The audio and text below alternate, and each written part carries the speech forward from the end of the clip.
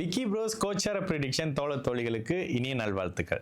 தனுசு ராசிக்காரங்களுக்கு செப்டம்பர் 22ஆம் தேதி 2025 இருந்து செப்டம்பர் 28ஆம் தேதி வரைக்கும் எந்த மாதிரியான கோச்சார பலன்கள் இருக்குன்னு பார்த்தீங்கன்னா, ராசிக்கு 11ஆம் இடத்துல அப்படியே செவ்வாய் வரக்கூடிய ஒரு அற்புதமான அமைப்பு.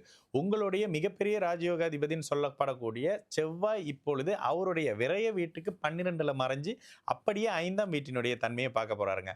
கடந்த காலங்களாக இருந்து வந்த கடன், நோய், வம்பு, வழக்கு, அசிங்கம், கேவலம் மாதிரியான அத்தனை அமைப்புகளையும் அப்படியே சுவிட்ச் போட்ட மாதிரி நிறுத்தக்கூடிய அமைப்புகள்ல 11ஆம் பாவகத்துல லாபஸ்தானத்துல உபஜயஸ்தானங்கள்ல பாபகிரகம் வர்றதும் கூடுதலா அவரே சுக்கிரனோட வீட்டுல குருவின் பார்வையில மெதுவா வரக்கூடிய அமைப்புகளும் அப்படியே பிற்பகுதியில் அதாவது புதன்கிழமைகள்ல இருந்து பாத்தீங்கன்னா அப்படியே சந்திரனோட சேர்ந்து சந்திரமங்கல அமைப்புன்ற மாதிரியான மிகப்பெரிய மேன்மைகள் அப்படியே கிடைக்கக்கூடிய அமைப்பு. இதுல 8ஆம் அதிபதி வேற அப்படியே வார இடப்பகுதியில் அந்த புதன்கிழமை போல அப்படியே மெதுவா 11ஆம் இடத்துல வர்றது ஒரு மாதிரியான விபரீத அமைப்புகள்ல நல்லது நடக்கக்கூடிய அமைப்பு, லாபங்கள் வரக்கூடிய அமைப்பு, ஒரு மாதிரியான அதிர்ஷ்டம் கை கொடுக்கக்கூடிய அமைப்புன்ற மாதிரியான அமைப்பு முதல்ல ஒரு 26ஆம் தேதி 22ல இருந்து 26ஆம் தேதி வரைக்கும் இருக்குங்க.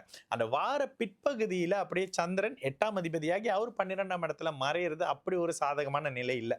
அந்த 26ல இருந்து 28ஆம் தேதி வரைக்கும் மட்டும் எந்த ஒரு பெரிய முடிவு எடுக்கிறதோ, வாழ்க்கையை மாற்றக்கூடிய அமைப்புகளோ, இன்வெஸ்ட்மெண்ட் கடன் வாங்கி இன்வெஸ்ட் பண்ணக்கூடிய அமைப்புகளோ செய்யாம இருக்கிறது தனுசு ராசிக்காரங்களுக்கு ஒரு நல்ல அமைப்பாக இருக்கும். கணவன் மனைவி உறவுகள்ல இருந்து அந்த பிரச்சனைகள்ல ஒரு முடிவு வர்றது, அதுவே நல்ல தீர்வாக மாறுறது, இல்ல புதிய வாழ்க்கை துணை அப்படியே அமையக்கூடிய அமைப்புன்ற மாதிரியான உங்களுக்கு சாதகமான நிலை மெதுவாக வரக்கூடிய அமைப்பு. தொழில் ஸ்தானாதிபதி வேற அங்க உச்சமா இருக்கிறாரு.